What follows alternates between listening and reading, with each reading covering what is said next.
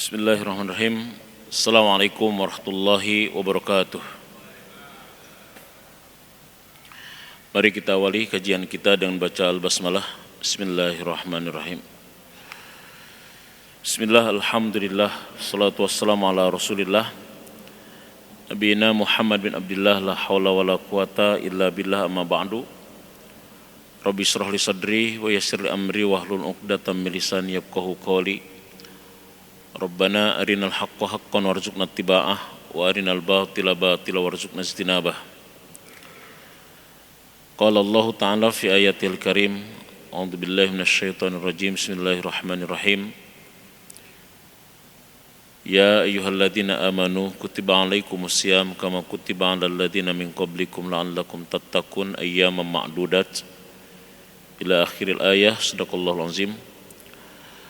Hadirin Bapak-bapak, ibu-ibu, jemaah Masjid Al-Hidayah yang mudah-mudahan senantiasa dirahmati, diberkahi oleh Allah Subhanahu wa taala.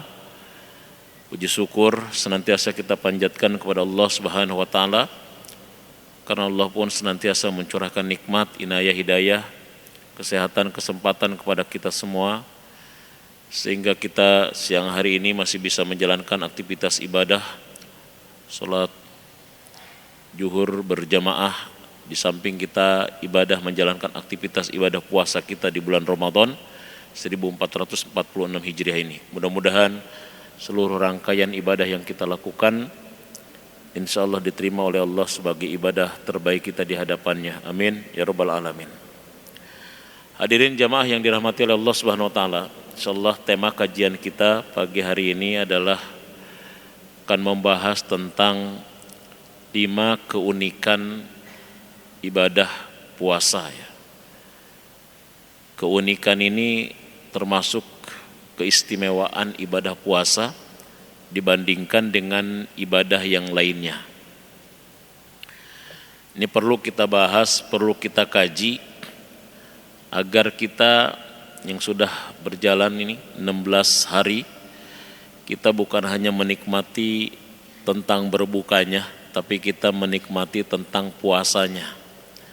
Jadi bagaimana kita bisa menikmati laparnya, menikmati hausnya, menikmati letihnya.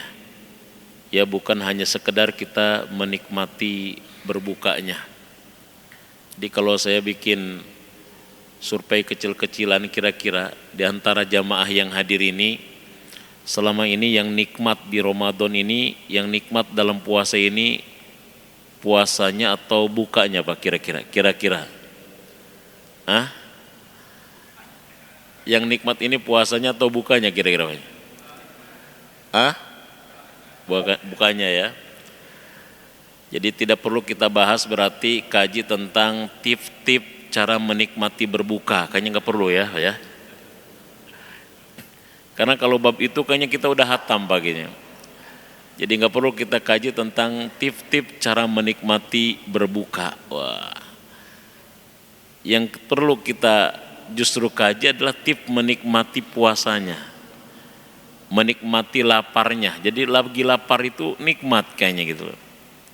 Lagi haus itu nikmat kayaknya gitu loh. Saya tanya sebetulnya dalam ibadah ini harusnya yang kita nikmati itu ketika ibadahnya atau selesai ibadahnya Pak? Kira-kira biasa harusnya. Lagi makan itu Bapak yang nikmat ketika makannya atau selesai makannya biasanya betul? Ketika makannya. Karena kalau setelah makannya apalagi kita menerima bilnya kegedean harganya, stres kita dalam. Jadi kan ketika melakukan sesuatu yang nikmat itu harusnya ketika mengerjakannya. Prosesnya ketika kita zikir kita nikmati zikirnya, setelah zikir kita itu efeknya saja gitu loh. Ketika sholat harusnya kita nikmatin sholatnya. Ketika baca Quran harusnya kita nikmatin baca Qurannya gitu. Bukan selesainya. Nah sama sebetulnya ketika puasa itu kita nikmatin puasanya, bukan hanya selesai puasanya. Jadi kalau menikmati kita berbukanya itu puasa level fisik kayaknya gitu loh ya. Kata Imam Al-Qusairi di dalam kitab Qusairiyahnya ya, as-saumu ala salasatin aujuhin gitu. Puasa itu ada 3 macam, ada 3 level. Satu saumur ruh, puasanya ruh. Ya, puasanya ruh itu adalah bil qasril anil amal, yaitu dengan memendekkan angan-angan. Wasaumul akal, puasanya akal, bi khilafil hawa, dengan menentang segala keinginan hawa nafsu. Wasaumul anfus, ya, puasanya fisik kita, jiwa kita, bil imsaki anit ta'ami wal maharim, dengan menahan diri dari makanan dan yang diharamkan. Jadi puasa itu bukan hanya puasa fisik, tapi puasa ruh, hati di dalamnya, puasa akal, puasa fisik. Nah, gimana cara kita bisa menikmati puasanya? Kalau kita baca teori dalam hadis Nabi, mungkin kita baca tentang hadis bahwa setiap amal anak Adam itu dilipat gandakan oleh Allah 70 sampai 700 kecuali puasa. Puasa adalah untukku, kata Allah. Kemudian terusannya itu apa? Dia rela meninggalkan sahwatnya, makannya, minumnya, padahal itu adalah naluri kebutuhan fitrahnya, demi aku, kata Allah. Jadi ternyata ketika kita lapar, ketika kita haus, ketika kita berkeinginan melakukan hubungan suami istri, sementara kita tahan, itu saat itu kita sedang dibanggakan oleh Allah di hadapan para malaikatnya gitu. Jadi kalau malaikat itu nggak makan nggak hebat Pak, nggak keren. Karena memang malaikat diciptakan nggak makan gitu, nggak minum. Tapi kalau kita nggak makan nggak minum selama 12 sampai 14 jam, padahal itu adalah kebutuhan fitrah kita, asasi kita, tapi kita tidak melakukan itu demi Allah, nah itulah yang kita dibanggakan oleh Allah di hadapan para malaikat. Itu teori terkait dengan hadis yang menegaskan kita bisa menikmati laparnya ketika kita puasa.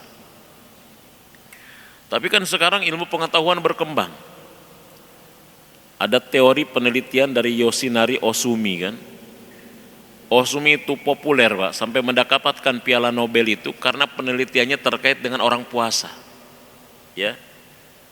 Yang disebut dengan otopagi itu. Jadi otopagi itu adalah merupakan apa? Keadaan ketika lambung kita tidak mendapatkan asupan makanan selama 12 sampai 14 jam atau waktu tertentu itu terjadi yang disebut dengan pembersihan alami terhadap tubuh kita. Bahkan itulah yang disebut dengan proses otopagi. Otopagi itu pembersihan alami dalam tubuh. Ya. Sampai gimana tubuh kita ini sel-selnya satu sisi didaur ulang, yang rusak diperbaiki, dihidupkan kembali. Sementara sel-sel yang berpotensi kanker, berpotensi Alzheimer dan penyakit lainnya dimusnahkan. Bahkan lemak-lemak yang kira-kira tidak berfungsi dan tidak dibutuhkan itu dihancurkan. Jadi ketika kita ngerasakan laparnya, ngerasakan hausnya, itu ternyata proses otopagi, proses pembersihan alami dalam tubuh kita, dan sekaligus membentuk sel-sel yang rusak untuk ditumbuhkan kembali, yang celaka, yang membahayakan dibinasakan. Nah, ketika kita tahu terkait dengan ini proses yang terjadi ketika terjadi pengosongan perut kita selama 12 sampai 14 jam, nah kita sebetulnya ketika lapar bisa menikmati itu, Pak. Bisa menikmati itu. Oh, ternyata ketika lapar, ketika haus, inilah proses pembersihan alami yang sangat luar biasa. Itulah otopagi. Gara-gara penelitian ini, Ohsumi itu kan mendapatkan piala Nobel 2016 dan itu dipopulerkan juga oleh Zaidul Akbar. Nah, ini kan pengetahuan modern yang sangat luar biasa. Jadi kalau kita paham terkait dengan riset beliau terkait dengan masalah ini, kita bisa menikmati bukan hanya berbukanya tapi ketika apanya? Ketika puasanya. Maka sekarang mulai kita nikmati laparnya, nikmati hausnya, nikmati ngantuknya. Tapi dinikmatinya jangan pakai bantal Pak, apalagi misalkan di sini gitu loh ya. Nah, nikmati.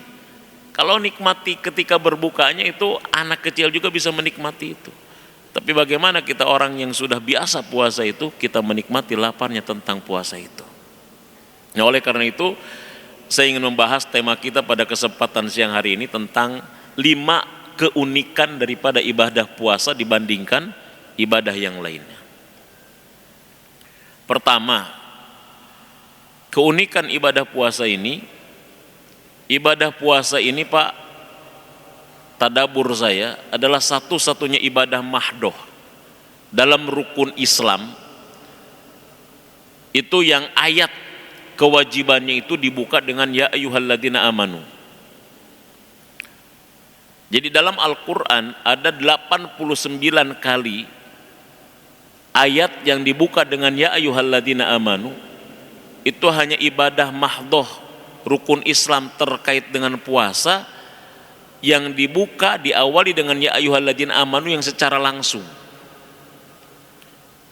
Ada ibadah mahdoh juga yang diawali dengan ya ayyuhalladzina amanu seperti surat yang ke-5 ayat 6 terkait dengan wudu. Tapi itu enggak langsung. Ya ayyuhalladzina amanu idza qumtum ilas sholati faghsilu wujuhakum.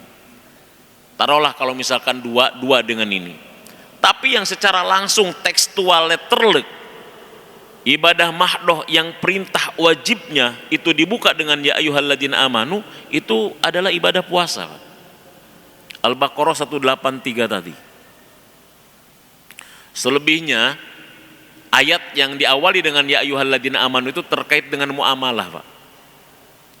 Muamalah itu terkait dengan masalah ketika kita bekerja, ketika kita berbisnis, berdagang, itu rata-rata dibuka dengan ya ayyuhalladzina amanu. Karena memang muamalah itu tidak seperti kelihatan ibadah. Misalkan orang kerja, tidak seperti kelihatan ibadah. Orang rumah tangga, tidak seperti kelihatan ibadah.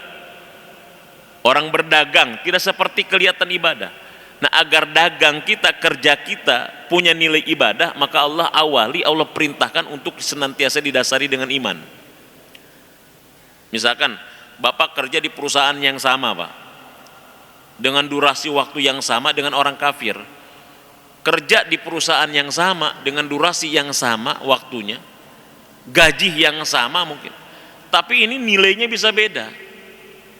Apa yang membedakan kerja kita dengan orang kafir? Bapak kerja dasarnya iman, orang kafir kerjanya dasarnya enggak iman. Sehingga orientasi kerja Bapak bukan hanya orientasi money oriented, dunia oriented, bukan hanya orientasi dunia dan uang, tetapi ada nilai ibadah. Sedangkan orang kafir bekerja hanya dunia oriented, orientasinya orientasi dunia, sehingga kerjanya tidak punya nilai ibadah. Nah, ini salah satu kenapa sampai 87 atau 88 ayat semuanya terkait dengan masalah muamalah yang diawali dengan kata ya ayyuhalladzina amanu. Memang harus begitu. Dan kalau kerja kita didasari dengan amanu, insya Allah kerjanya profesional, benar, Pak, jujur. Nggak bakalan terjadi yang namanya oplosan itu, Pak, nggak bakalan terjadi itu. Merek Pertamat isi Pertalit itu nggak bakalan jadi kalau misalkan kerjanya dasarnya apa? Amanu. Itu kalau ingin tahu rahasia kenapa ayat yang dibuka dengan ya ayyuhalladzina amanu terkait dengan muamalah rata-rata. Karena begitu. Nah, pertanyaannya, kenapa hanya ibadah mahdoh puasa yang diawali dengan itu? Kenapa? Para ulama sudah membahas tentang masalah ini, Pak. Pertama saya ingin ketegaskan, ya ayyuhalladzina amanu itu kan huruf panggilan. Panggilan itu namanya nida, yang dipanggil munada. Kata para ulama, salah satunya Fakhruddin Ar-Razi, ayat yang memanggil ya ayyuhalladzina amanu itu, Pak, untuk menegaskan dan menjelaskan tentang keutuhan kualitas orang yang dipanggil. Jadi ayat ini untuk menegaskan ya ayyuha itu huruf panggilan untuk menegaskan tentang kualitas orang yang dipanggil. Jadi memang kita ini adalah orang-orang yang berkualitas, orang-orang yang berpuasa dan menjalankan berbagai macam aktivitas ibadah di dalamnya, itu orang-orang yang punya kualitas di hadapan Allah. Karena kan panggilan itu tergantung orangnya, Pak. Tergantung orang. Ini direkam ya, kalau dikasih contoh takutnya kerekam nanti ke bawah. Misalkan kita manggil Pak Presiden Prabowo misalkan, Bapak berani nggak Pak kalau Prabowo lewat misalkan Bapak panggil, wo, sini wo gitu misal, berani nggak? Saya tanya kira-kira berani nggak? Iya, Bapak ditangkap kayak begitu nanti ditangkap sama Kolonel Teddy, sekarang udah jadi kolonel bukan mayor ya. Bisa ditangkap Bapak. Tapi kualitas seseorang itu panggilan pun berbeda. Makanya ayat itu banyak memanggil ya ayuhan nas, ya kaum, ya ayyuhalladzina amanu.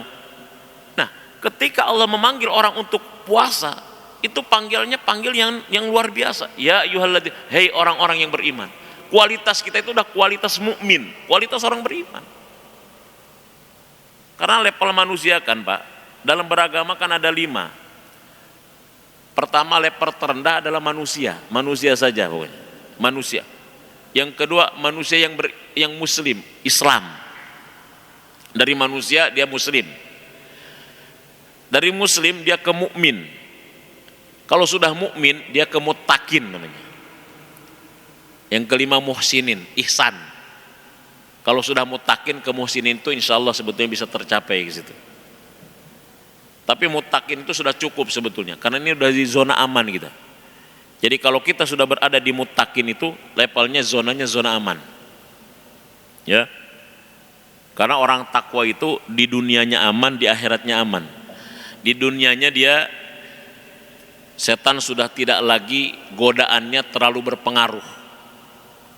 Ya, surat yang ke-7 ayat 201 ya, bahwa setan, godaan setan, tipu daya setan tidak terlalu berefek kepada orang-orang yang bertakwa.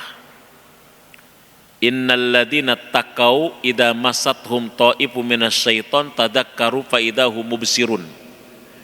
Sesungguhnya orang-orang yang bertakwa idza masathum, apabila membayang-bayangi, menggoda, membayang-bayang itu menggoda, merayu, membujuk kepada orang yang bertakwa itu sekelompok dari setan, tadzakkaru, maka dia akan ingat Allah, fa idahum mubsirun. Pada saat itu dia siap bisa melihat, memandang tentang apa dampak daripada keburukan yang dia lakukan kalau dia ngikutin langkah setan. Ini zona aman ini. Jadi bayangkan, bagaimana mungkin dia bisa melakukan keburukan kalau dia sendiri bisa membayangkan dampak keburukannya. Kalau Bapak mau ke Jakarta, lewatnya ternyata misalkan lewat daerah Cibinong, pas lihat Google Map merah. Pas ketika merah, wah kita harus balik kanan, lewat tol aja kayaknya. Ketika Bapak tahu, sudah bisa tahu dan berprediksi ternyata di sana macet, Bapak nggak bakalan kejebak macet, bisa cari jalan lain. Nah, orang takwa itu kenapa dia tidak tergoda oleh setan? Ketika dia digoda, dibayang-bayang pikiran buruk, dia bisa melihat dampak dari keburukan. Saat itulah dia akhirnya tidak mau melakukan keburukan. Itu orang takwa itu kayak begitu.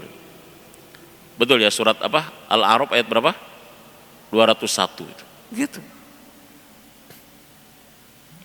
Itu di dunianya kayak begitu Pak. Makanya setan ini gimana caranya supaya kita nggak bisa takwa Pak? Gimana caranya setan berusaha supaya kita nggak bisa apa? Nggak bisa takwa dan nggak sampai takwa. Oh sekarang dia kayaknya lagi nyusun strategi Pak. Sebulan ini dia di kerangkeng, dibelenggu kayaknya. Kayaknya dia bikin muktamar juga kayaknya nih, kira-kira gimana beres Ramadan kita goda supaya takwanya tuh runtuh, gimana kayaknya itu. Begitu Pak. Makanya begitu 1 Syawal kita dibentengi lagi dengan puasa sunnah 6 hari di bulan Syawal itu. Nah itu pertama begitu. Jadi orang-orang yang berpuasa dan menjalankan aktivitas puasa adalah orang-orang yang berkualitas di hadapan Allah. Yang kedua, kalau kata Ibnu Mas'ud, apa kata Ibnu Mas'ud? Kalau ada ayat yang dibuka dengan ya ayyuhalladzina amanu, kata Ibnu Mas'ud, maka camkan oleh kalian, perhatikan, dengarkan baik-baik, karena setelah ayat itu, setelah panggilan itu, pasti ada kebaikan dan kebahagiaan buat kalian. Apakah itu terkait dengan perintah atau itu terkait dengan larangan? Nah berarti setelah ya ayyuhalladzina amanu ada perintah puasa, berarti puasa itu mengandung kebaikan dan kebahagiaan bagi orang-orang yang beriman. Ini yang pertama, keunikan ibadah puasa dibandingkan ibadah yang lain. Dia adalah ibadah yang dibuka oleh Allah dengan kata-kata ya ayyuhalladzina aman. Satu. Dua, keunikan ibadah puasa dibandingkan dengan ibadah yang lain, Pak, dari kata wajibnya. Dari kata wajibnya. Kenapa ibadah puasa Ramadan itu ungkapan wajibnya tidak menggunakan kata wujiba misalkan. Ya ayyuhalladzina amanu wujiba alaikumusiyam, atau ya ayyuhalladzina amanu furido alaikumusiyam. Wahai orang-orang yang beriman, diwajibkan, difardukan. Tapi ya ayyuhalladzina amanu kutiba alaikumusiyam. Nah, begitu Pak. Pernah nggak Bapak sampai mentadaburi kayak begitu Pak kira-kira? Kenapa diksi yang digunakan Allah adalah kata apa? Kata kutiba untuk wajibnya puasa. Banyak kata kutiba, kataba dalam Quran Pak. Tapi kataba yang memiliki makna wajib itu kalau di depannya ada Allah. Kalau di depannya ada Allah. Dan tahukah Pak, di dalam Quran kata kewajiban kutiba atau kataba Allah itu hanya diungkapkan oleh Allah di 5 tempat saja dari 6.000 ayat. Hanya ada di 5 tempat dari 6.000 ayat. Pertama, ketika Allah mewajibkan perang dalam surat Al-Baqarah ayat 216, surat 2 ayat 216. Kutiba alaikumul qital wa huwa kurhul lakum. Diwajibkan atas kalian berperang, sedangkan perang itu tidak kalian sukai.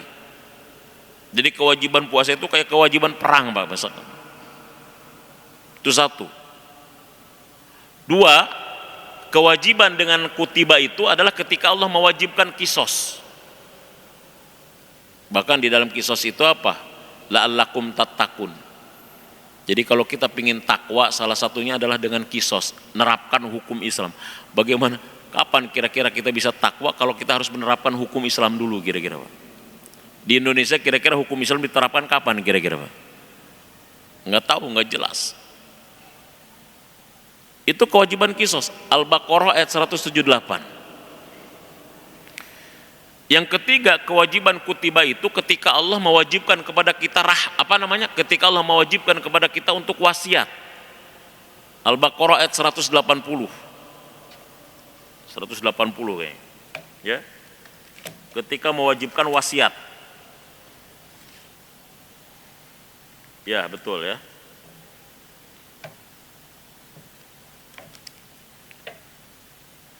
(180) itu bunyinya, kutiba alaikum idza hadara ahadakumul maut. Diwajibkan atas kalian ketika hadir kepada salah satu dari kalian kematian, tanda-tanda kematian. Diwajibkan atas kalian berwasiat ketika datang tanda-tanda kematian. Makanya kalau sudah muncul tanda-tanda kematian Pak, wajib wasiat. Rambut mulai meninggalkan dunia hitam alias dunia putih itu kan. Kena angin dikit langsung masuk angin dan batuk-batuk melulu. Itu udah buru-buru wasiat tuh pakainya itu. Kutiba alaikum idza hadara ahadakumul maut. Wajibkan itu. Nah, yang keempat, kewajiban kutiba itu ketika Allah mewajibkan atas dirinya memberikan rahmat kepada kita. Surat Al-An'am ayat 12 dan 54 itu. Al-An'am ayat 12-nya, kataba ala nafsihi rahmah, telah mewajibkan Allah atas dirinya rahmat. Saya tanya kira-kira Pak, siapa yang berani mewajibkan sesuatu kepada Allah Pak? Gak ada. Kecuali siapa? Kecuali Allah yang mewajibkan atas dirinya sendiri. Nah, kira-kira apa kewajiban bagi Allah Pak? Berdasarkan ayat ini, kewajiban bagi Allah cuma satu. Kewajiban apa? Kewajiban dalam rangka memberikan rahmat. Kataba ala nafsihi rahmah.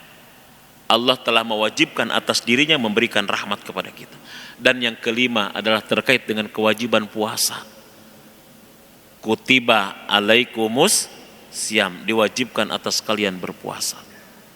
Coba kalau kita pakai ilmu munasabah, ilmu keterkaitan ayat antara kewajiban puasa dengan kewajiban Allah memberikan rahmat, dengan sama-sama menggunakan kalimat kutiba, kata kutiba, kira-kira maknanya apa Pak?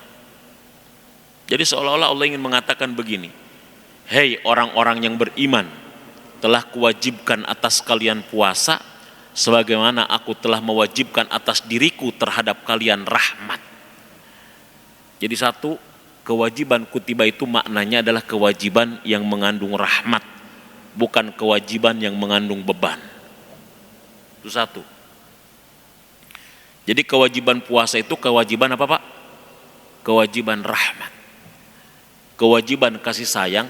Jadi Allah memerintahkan kita puasa sebagai wujud kasih sayang Allah kepada kita kalau ingin tahu.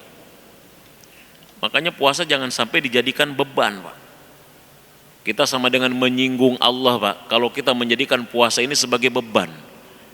Sementara diksi wajibnya Allah pilih kata kutiba untuk menegaskan kepada kita kalau kewajiban puasa itu kewajiban rahmat, bukan kewajiban beban.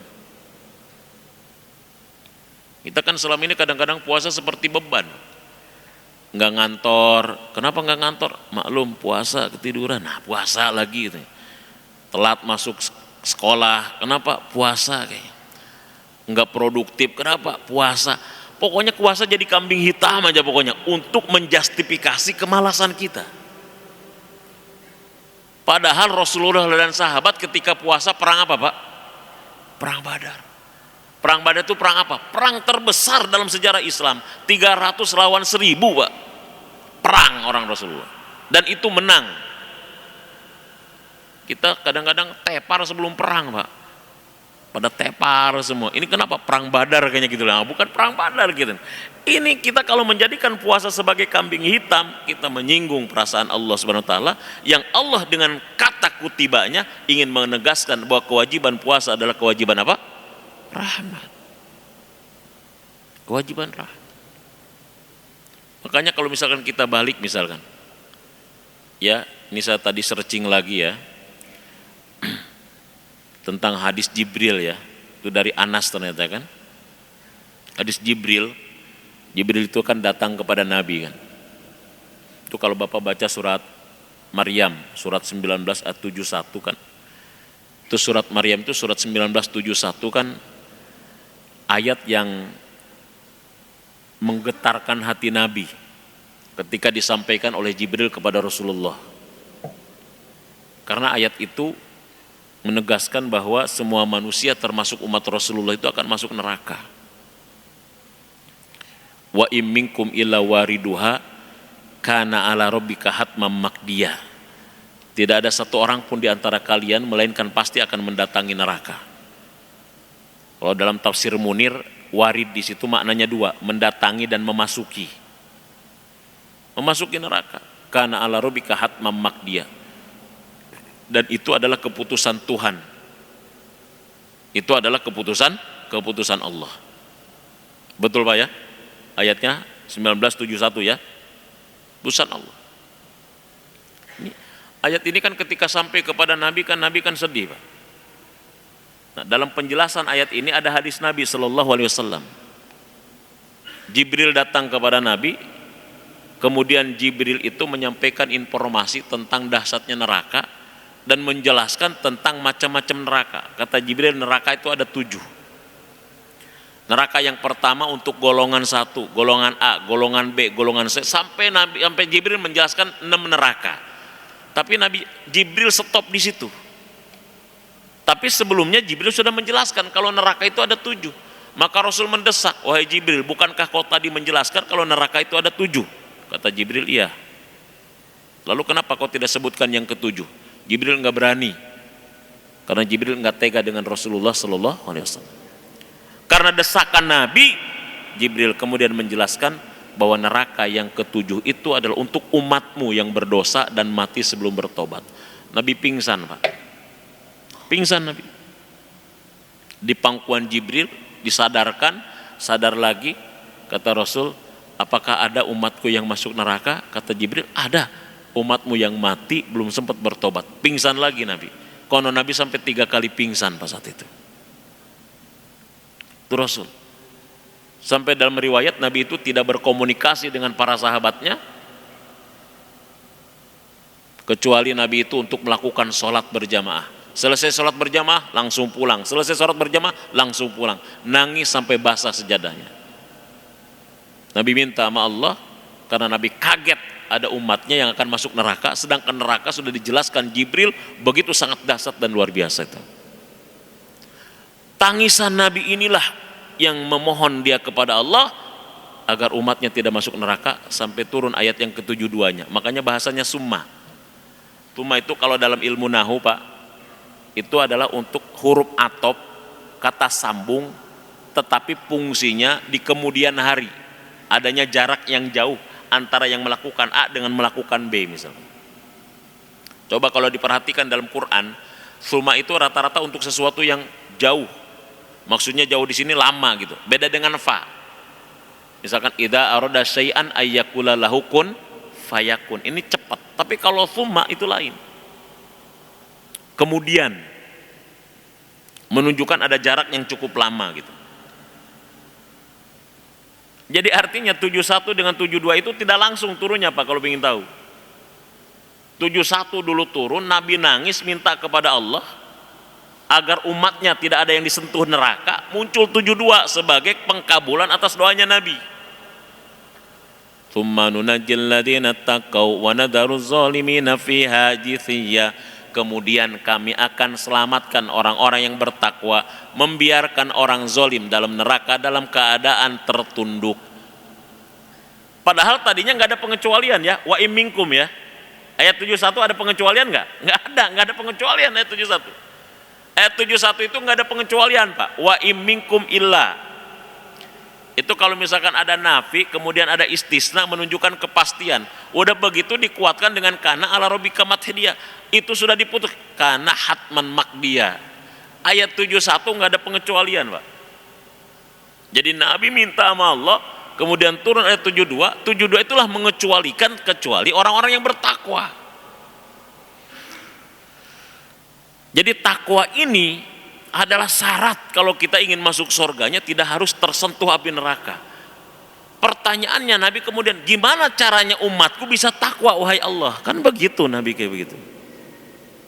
Gimana caranya umatku supaya bisa takwa? Turun Al-Baqarah 183. Ya ayyuhalladzina amanu kutiba alaikumusiyam kama kutiba alal ladzina min qablikum la'allakum. Dengan puasa 30 hari cukup umatmu akan menjadi takwa. Jadi disinilah makna kutiba adalah makna rahmat, karena Nabi tidak mau ada umatnya yang masuk neraka, dan itu permohonan Nabi kepada Allah, dan itulah sebab Allah wajibkan kepada kita ibadah apa? Puasa. Itu makna kutiba itu di situ, Pak. Jadi terlalu kita kalau misalkan menjadikan puasa ini sebagai apa? Beban. Kambing hitam itu kita jahat kita sebetulnya. Jahat kita. Saya bahas 3 aja tentang rahasia di balik kutiba itu ya. Di balik keunikan ibadah puasa. Udah jam 1 misalnya ini ya. Nggak apa-apa dilanjut dulu. Hah? Nggak apa-apa ya? Ya nikmati ngantuknya, Pak. Kan tadi kita lagi belajar nikmati puasanya, Pak. Nikmat aja pokoknya ngantuk juga gitu ya. Saya bahas 3 aja tentang, sampai 2 aja di sini ya. Nah, kewajiban kutiba yang kedua, di samping dia kewajiban tentang rahmat, kutiba itu adalah kewajiban yang menunjukkan kedekatan antara yang mewajibkan dengan yang menjalankan kewajiban. Ya. Apa yang kedua pemananya? Menunjukkan kedekatan, keakraban antara yang mewajibkan dengan yang menjalankan kewajiban. Dari mana kita bisa melihat itu? Banyak, Pak. Pertama dari kalimat kutiba. Kutiba ini kan kalau bahasa Indonesianya namanya kata kerja pasif, Pak. Kita kalau belajar bahasa Indonesia dulu kan kata kerja ada 2. Ada kata kerja apa, Pak? Aktif, ada kata kerja pasif. Ada yang masih ingat gak kalau kata kerja aktif kayak gimana, Pak? Doroba Zaidun Amron, telah memukul Zaid kepada Umar. Itu kata kerja aktif atau pasif? Aktif, memukul. Telah memukul Bakar kepada Umar misalnya. Tapi kalau misalkan duriba Umar, dipukul Umar, aktif atau pasif? Pasif. Pasif. Kutiba alaikumusiyam, diwajibkan atas kalian puasa. Kata kerja aktif atau pasif kira-kira? Diwajibkan atas kalian puasa, bukan telah mewajibkan Allah atas kalian puasa. Diwajibkan itu pasif atau aktif? Pasif. Diwajibkan atas kalian puasa. Kalau aktifnya kan telah mewajibkan Allah kepada kalian puasa. Itu namanya aktif. Pertanyaannya, kenapa setelah enak-enak aktif kok jadi pasif gitu loh? Nah, itu dalam ilmu balaghah ada 9 alasan itu. Kalau dibahas lagi panjang lagi, udah satu aja alasannya.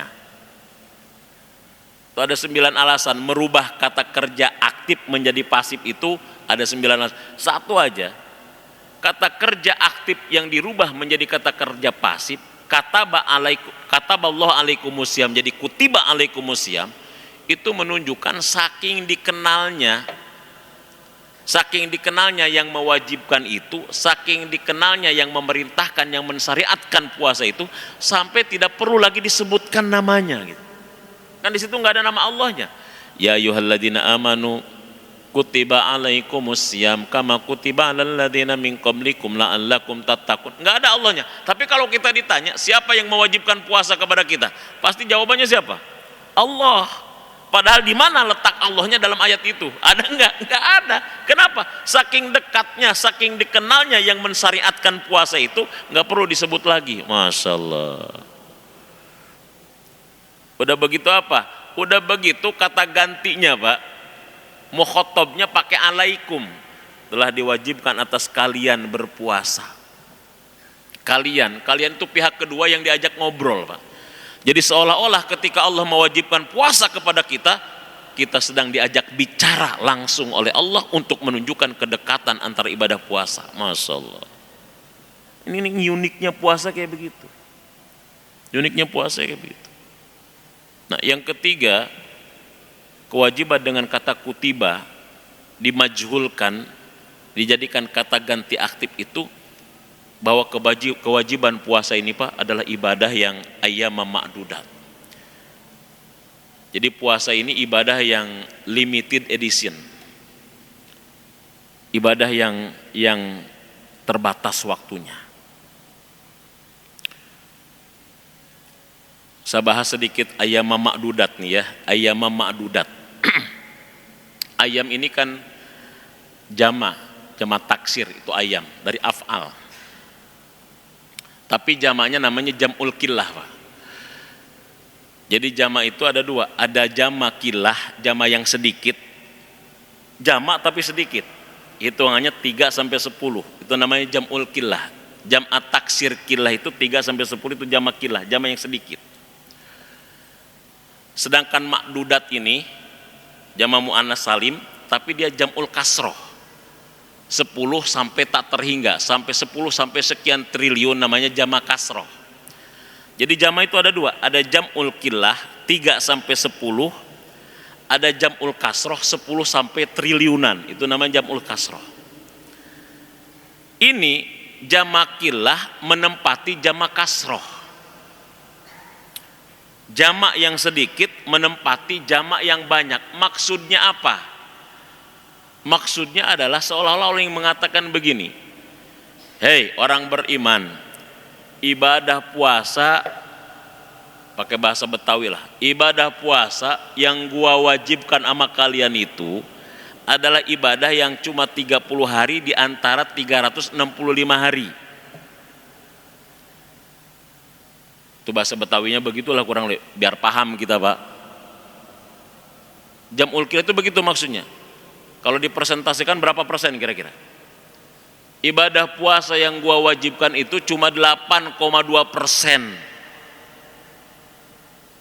Cuma 82,2% dari 100% yang gua wajibkan kepada kalian. Masa kalian ngeluh dengan ibadah itu, dan itu pun sebagai rahmat? Begitu jam'ul killah itu maksudnya. Begitu maknanya. Ya ini kan bedanya ustadz menerjemahkan dan dengan jamaah menerjemahkan kan begitu Pak gitu loh ya. Kalau jamaah kan ketika baca surat Al-Insyirah kan inna ma'al usri yusra fa inna ma'al usri yusra. Terjemahnya apa Pak? Sesungguhnya bersama kesulitan ada kemudahan. Sesungguhnya bersama kesulitan ada kemudahan. Kalau Ustadz kan beda terjemahnya, Pak. Di sini ada al-usri 2 kali, ada yusro 2 kali. Al-usri pakai alif lam namanya isim ma'rifat, yusro tidak pakai alif lam namanya isim nakiroh. Itu dalam kaidah ilmu nahwu, kalau ada ma'rifat yang diulang-ulang dalam satu kalimat maknanya satu. Kalau ada nakiroh yang diulang-ulang dalam satu kalimat maknanya lebih dari satu dan berbeda. Jadi kalau diterjemahkan sama Ustadz, sesungguhnya bersama satu kesulitan ada 2, 3 kemudahan. Makanya kalau baca ini Bapak kalau menemukan satu kesulitan harusnya senang, Pak. Pasti ada berapa? Ada 2, 3 kemudahan. Kayak Abu Nawas, Pak. Abu Nawas itu kalau nemu tanjakan dia senang, kalau nemu turunan dia sedih. Kenapa ketika ditanya, Abu Nawas, kenapa kamu nemu tanjakan senang? Karena setelah tanjakan pasti ada turunan. Kenapa ketika ketemu turunan kamu sedih? Setelah turunan pasti ada. Jadi Bapak kalau misalkan menemukan kesulitan harus karena setelah kesulitan pasti ada berapa? 2, 3 kemudahan. Kalau Bapak justru hidup mudah terus harus sedih. Ini jangan-jangan gue mau sulit kayaknya. Gitu. Begitu. Makanya tukang gembok itu Pak pinter, Pak. Gemboknya satu, kuncinya satu, gemboknya satu, kuncinya banyak. Ini jangan-jangan tukang gembok paham ayat ini kayaknya Pak gitu loh. Ini gembok rata-rata kan gemboknya satu Pak, tapi kuncinya lebih daripada satu. Nah itulah masalah. Jadi inna ma'al usri yusran fa inna ma'al usri yusran, begitu cara bacanya. Bersama satu kesulitan ada 2, 3 kemudahan, bahkan lebih dari itu. Nah ini rahasia, ini keunikan puasa itu kayak begitu. Jadi puasa itu ibadah yang sangat unik. Satu, ayat perintahnya diawali dengan ya ayyuhalladzina amanu. 2, kewajiban ibadah puasanya Allah gunakan diksi kutiba, bukan wajaba, bukan farodo. Atau kalau dimajhulkan wujiba atau furido. Ada apa di balik itu? 1, kewajiban kutiba, kewajiban yang mengandung rahmat. 2, kewajiban kutiba, kewajiban yang menunjukkan kedekatan. 3, kewajiban kutiba adalah kewajiban agar kita tidak kehilangan momentum, karena puasa ini hanya 8,2% dari 100%, hanya 30 hari di antara 365 hari. 30 hari inilah di mana doa dikabulkan, 30 hari inilah di mana dosa diampuni, 30 hari inilah di mana amal-amal kita dilipat gandakan, 30 hari inilah di mana yang satu malamnya ada yang lebih baik daripada 1000 bulan. Mudah-mudahan kita mampu memanfaatkan, memaksimalkannya dengan sebaik-baiknya. Amin ya robbal alamin. Itu barangkali yang bisa disampaikan. Mudah-mudahan ada manfaatnya bagi kita semua. Yang benar dari Allah, yang salah semata-mata kebodohan saya sendiri. Mari kita tutup dengan hamdalah dan kafaratul majlis. Alhamdulillahirabbil alamin. Subhanakallahumma rabbana wa bihamdika asyhadu an la ilaha illa anta astaghfiruka wa atubu ilaik. Assalamualaikum warahmatullahi wabarakatuh.